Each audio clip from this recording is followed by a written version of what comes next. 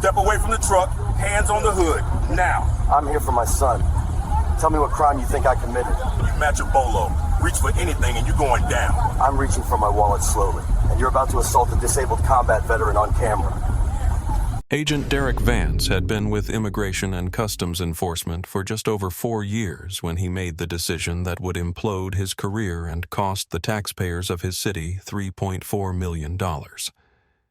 He was 29 years old, aggressive and driven by a metric-based ambition that often blurred the lines between law enforcement and harassment. He operated with a simple, flawed philosophy. Everyone is guilty of something. You just have to shake them hard enough to find out what it is. On a crisp Tuesday afternoon in October, outside the manicured grounds of Oak Hill Academy, Vance received a tip from a nervous school administrator about a military-aged male lurking near the student parking lot.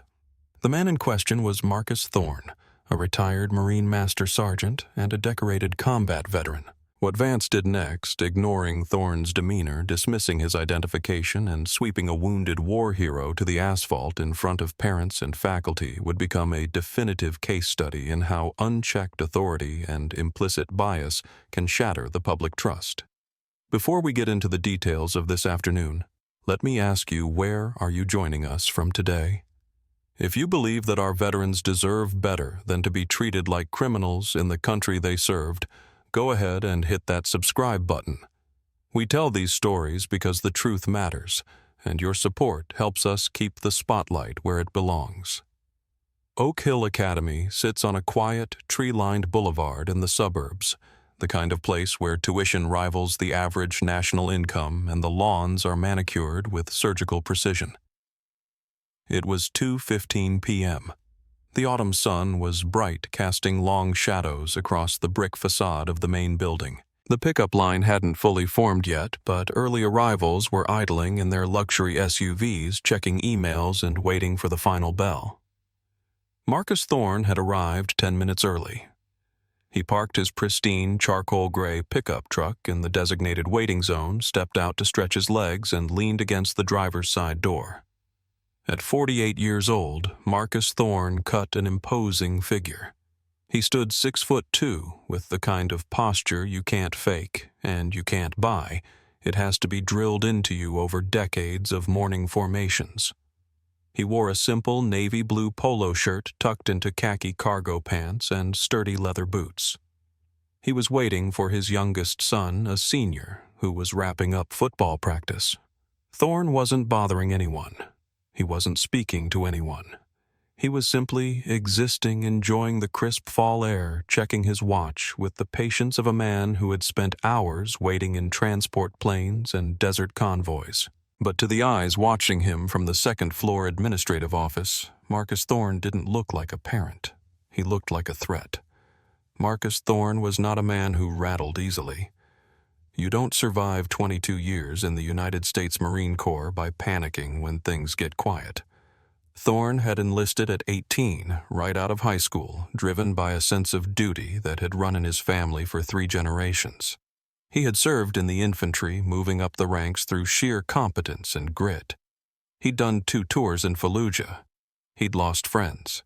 He'd taken shrapnel in his left leg from an IED blast that earned him a Purple Heart and a permanent aching stiffness when the rain set in.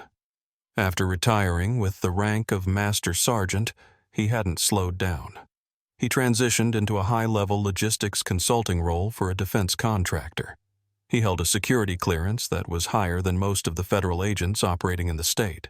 Thorne was a man of routine and discipline. He valued order. He taught his children that respect was earned, that the law was to be followed, and that character was defined by what you did when no one was watching. He was a pillar of his church and a volunteer at the local VA hospital. But none of that history was visible to Greg Miller.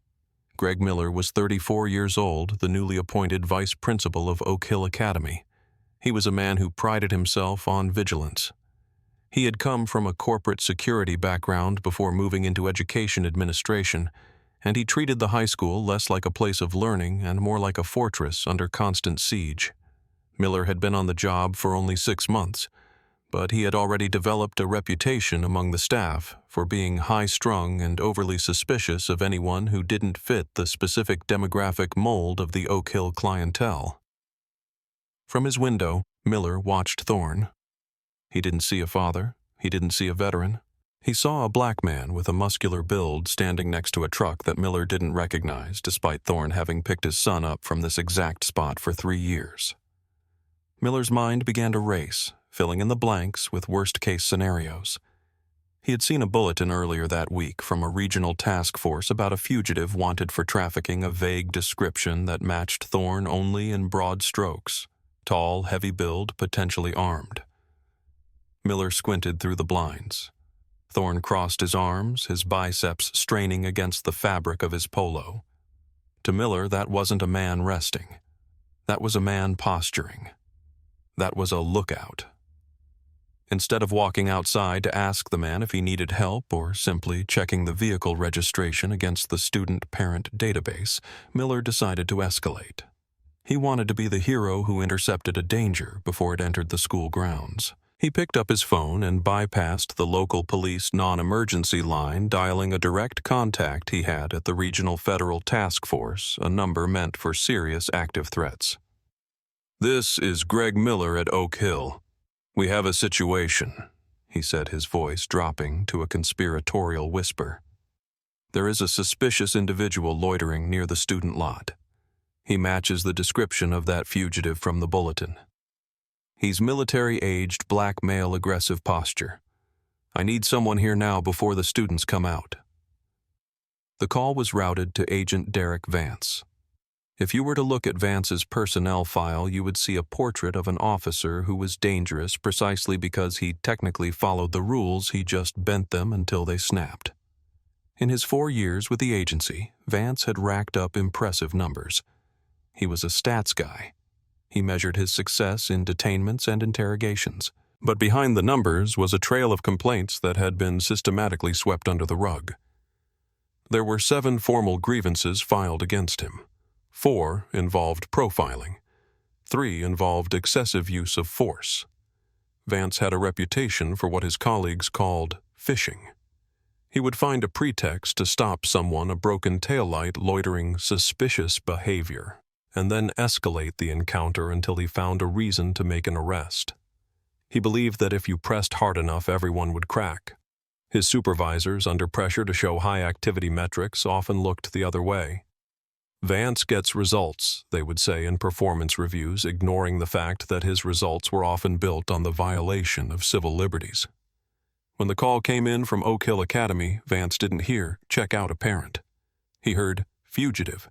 He heard "career-making arrest." He was sitting in his unmarked SUV with his partner, a rookie named Sarah Jenkins, who was only 3 months out of the academy. Jenkins was still learning the ropes, often deferring to Vance's experience, a dynamic that Vance exploited to validate his aggressive tactics.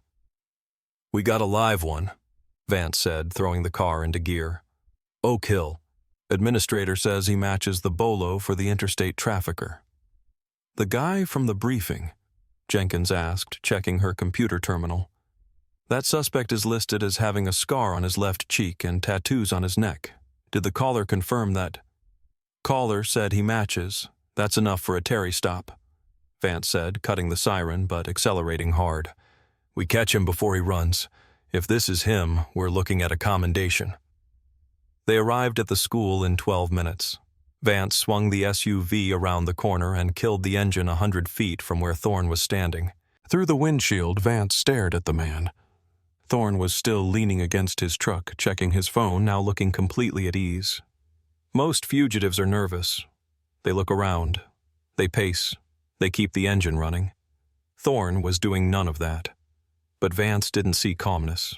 He saw arrogance. He saw a criminal who thought he was untouchable. "He's big," Vance muttered, unbuckling his seatbelt. "Watch his hands. If he reaches for anything, you draw." "He's just standing there, Derek," Jenkins said, a note of hesitation in her voice. "He's right in the pickup lane. Maybe we should run the plate first." "No time. If he sees us run the plate, he bolts. We take control of the situation immediately. That's how you stay alive." Vance opened his door and stepped out, his hand already resting on the grip of his holstered weapon. He adjusted his sunglasses, set his jaw, and began to march toward Thorne. He didn't walk like a peace officer looking to investigate. He walked like a soldier entering a combat zone. Marcus Thorne looked up as the two agents approached. He had spent enough time in conflict zones to recognize body language, and what he saw in Derek Vance was aggression. Thorne straightened up, taking his hands out of his pockets slowly and deliberately keeping them visible. It was a survival instinct honed in checkpoints from Fallujah to Ramadi. He didn't know who these men were. They were in plain clothes with tactical vests that said "Police" in yellow letters, but they weren't local PD. Vance stopped 10 feet away, creating a tactical gap. He didn't introduce himself. He didn't ask for a name. He barked an order.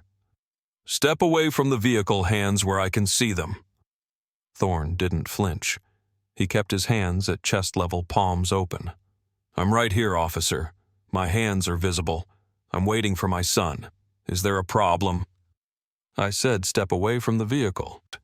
Vance shouted, his voice echoing off the brick walls of the school. "Turn around and place your hands on the hood. Now." "I need to know why I'm being detained," Thorne said, his voice calm, deep, and resonant. It was the voice of a man who had commanded platoons. "I am a parent at this school.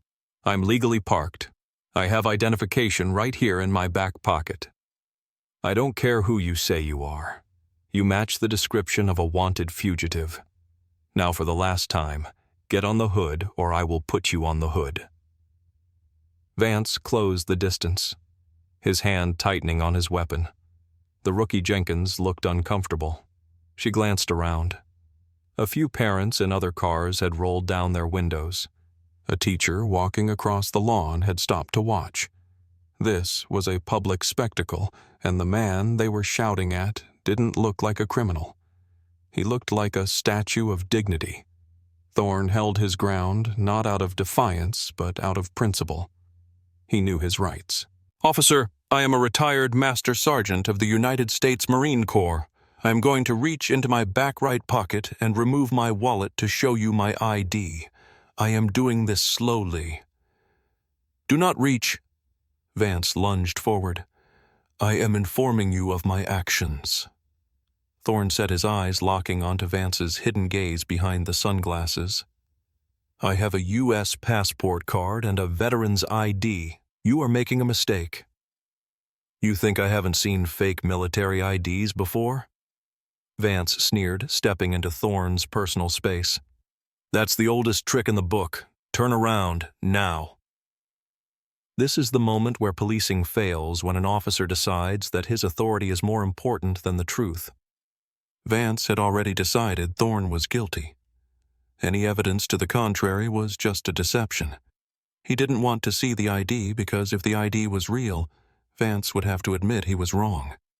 And Derek Vance did not like being wrong. "Do you think officers should be required to de-escalate and verify identification before going hands-on in nonviolent situations? Let us know your thoughts in the comments below." Thorne remained still. "I am not turning around until you tell me what fugitive I supposedly resemble. I have a right to know the nature of this inquiry." "That's it," Vance snapped. Vance grabbed Thorne's left wrist. Thorne didn't pull back, but he didn't go limp either. He was a solid wall of muscle. Vance yanked, trying to spin him. Thorne barely moved. "Stop resisting," Vance shouted, playing to the imaginary audience, trying to justify the force he was about to use. "I am not resisting," Thorne said loudly, ensuring the witnesses could hear. "I am standing still. You are escalating." Vance didn't listen. He dropped his weight and swung his leg in a hard, tactical sweep, aiming for the back of Thorne's knees. He connected solidly with Thorne's left leg, the leg that had taken shrapnel in 2004. Pain, white-hot and blinding, shot up Thorne's leg. His knee buckled not from a lack of strength, but from the sudden agonizing flare of an old war wound. He gasped, falling forward. Vance shoved him hard between the shoulder blades, driving him face first into the pavement. Get on the ground. Give me your hands. Vance was on top of him instantly, a knee pressing into Thorne's lower back. Thorne groaned, his cheek pressed against the grit of the asphalt. He didn't fight back. He knew that if he fought back, he might die. He let his arms be pulled behind him. The cold steel of the handcuffs bit into his wrists. You are under arrest for failure to comply and resisting a federal agent. Vance panted, the adrenaline coursing through him. He felt triumphant. He had taken down the big man. By now a crowd had gathered. Phones were out. The parents of Oak Hill Academy were recording. They weren't cheering for the police. They were horrified.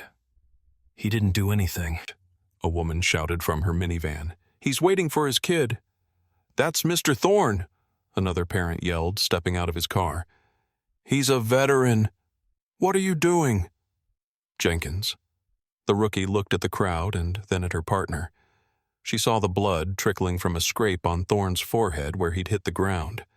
She saw the grimace of pain on his face as Vance leaned his full weight on the bad leg. Derek, we have him secured, Jenkins whispered urgently. Get off him. People are filming. Vance ignored her. He reached into Thorne's pocket and yanked out the wallet. He flipped it open, looking for the fake ID he was sure he'd find. He pulled out the cards, his fingers trembling slightly as the adrenaline began to fade and reality started to creep in. He saw the driver's license. Marcus Thorne. Valid. Address in the upscale neighborhood 3 miles away. He saw the Department of Defense identification card. Retired. He saw the VA healthcare card. He saw a folded piece of paper, a list of grocery items written in neat cursive. Vance stared at the cards. The bolo he was acting on was for a man named Darius King, age 26. The man beneath his knee was 48. The man in the bolo had neck tattoos. Thorne's neck was bare, save for a small scar. The silence that followed was deafening. Vance looked up. A dozen cell phones were pointed at him like a firing squad. He looked down at the wallet again. Get him up, Vance said, his voice losing its edge. My leg, Thorne gritted out through clenched teeth. You kicked my bad leg. I can't stand yet. At that moment, a siren wailed. Not the federal SUV, but a local police cruiser. It screeched to a halt right behind Vance's vehicle. The door flew open, and a uniformed police lieutenant stepped out. It was Lieutenant Mike Reynolds, the shift commander for the local precinct. Reynolds pushed through the crowd, his face pale with rage. He knew Marcus Thorne. They played poker together on Thursday nights. Thorne was the godfather to Reynolds' youngest daughter. Get your knee off him! Reynolds roared, his hand resting on his own baton. Vance! Get off him now! Vance looked up, startled. Lieutenant, this suspect matched a... Suspect. Reynolds was in Vance's face in 2 seconds. That is a Master Sergeant of the Marine Corps. That is a pillar of this community. You verify before you touch. Get him up. Vance scrambled back. Reynolds knelt down, his demeanor shifting instantly to gentleness. Marcus, are you okay? Leg's bad. Mike, Thorne whispered. He swept the bad knee. Unlock these cuffs, Reynolds ordered Jenkins, who was already reaching for her key, her hands shaking. As the cuffs clicked open, Thorne rolled onto his back, wincing. Reynolds helped him sit up. The vice principal, Greg Miller, had come out of the school building, now watching from the safety of the sidewalk, his face draining of color as he realized the magnitude of his mistake. He looked like the description, Vance stammered, holding the wallet. I was doing my job. Thorne looked at Vance. He didn't shout. He didn't curse. He spoke with a quiet, terrifying intensity.